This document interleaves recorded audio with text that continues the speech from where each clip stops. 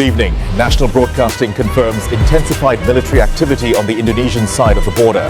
The TNI has launched a full-scale blockade. We are following breaking news from Indonesia. The TNI has launched a full blockade against KKB in Papua, restricting movement. Di tengah hutan Papua yang lebat, situasi berubah drastis. TNI memperketat blokade. Jalur gerak KKB disergap. Tidak ada lagi rute aman, tidak ada lagi tempat berlindung. Operasi intelijen, udara, dan darat bergerak simultan. Tekanan yang terus meningkat membuat KKB mulai frustasi dan terdesak. Operasi pengetatan blokade ini bukan langkah spontan. Ini adalah hasil dari serangkaian data intelijen yang dikumpulkan selama berbulan-bulan.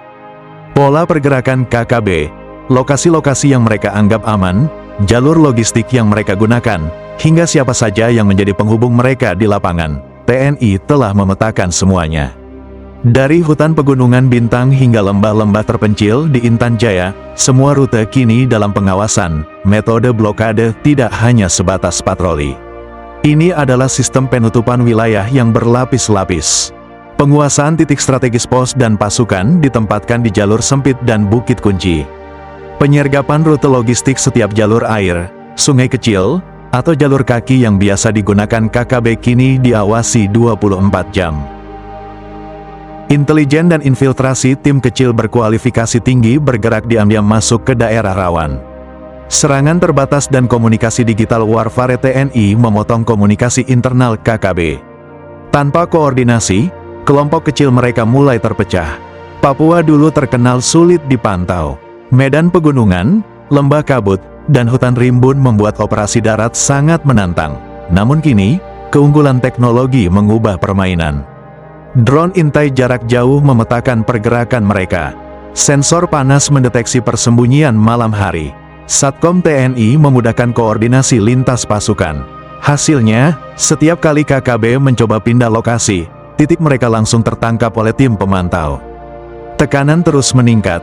Informasi dari lapangan menunjukkan stok makanan menipis. Karena setiap jalur suplai diputus, beberapa anggota mulai terpencar, kehilangan komando, moral menurun drastis.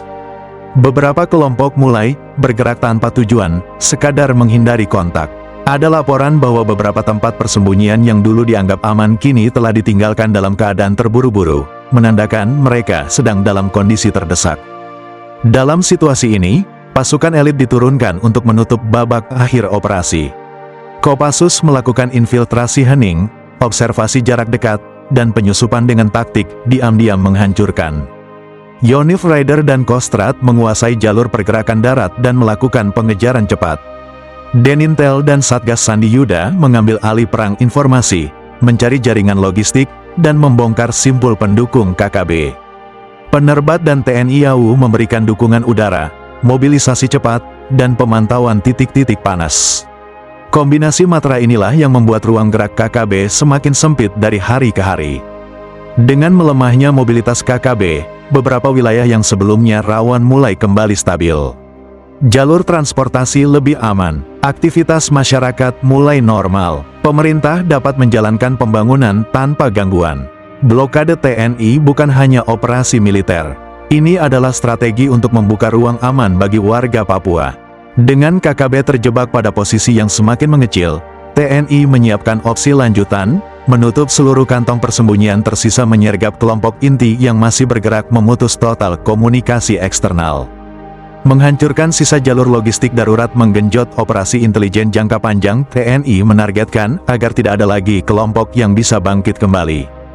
Di Papua, jejak pergerakan KKB kini semakin mudah ditebak. Tekanan operasi yang ketat membuat mereka kehilangan arah. Setiap hari ruang gerak mereka semakin kecil, dan semakin berbahaya bagi mereka sendiri. Dengan operasi gabungan yang terus berlanjut, TNI mengirimkan pesan jelas, siapapun yang mengancam keutuhan NKRI, tidak akan diberi ruang untuk lolos. Dan jika KKB berpikir bisa bangkit kembali, KKB salah besar. Ini bukan lagi pengejaran, ini adalah pemusnahan ruang gerak. Ini adalah akhir dari permainan kelompok kriminal ini.